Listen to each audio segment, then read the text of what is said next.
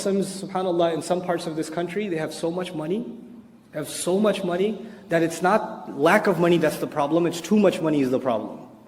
And subhanAllah, some parts of the country are like that. So I'm at this family's house. Their house is probably, at least half the size of this masjid. I mean, it's like a serious house, right? And so I went there and I visited them, and I did a reminder for their children, things like that.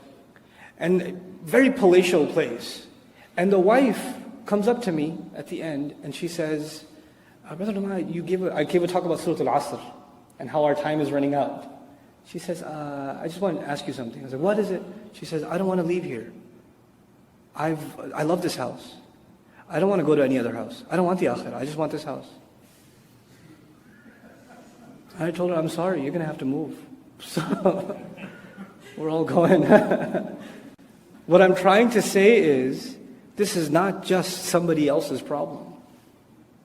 When you become immersed in dunya, we are not immune from developing that kind of attachment. If you find within your Muslim family, when you bring up the subject of death or inheritance or what will happen after you're gone or who will pray your janazah, and people around you get uncomfortable and say, don't talk about that stuff. Why are you talking about these negative things all the time? This is not the attitude of a Muslim. Muslims embrace the concept of death. We don't run from it.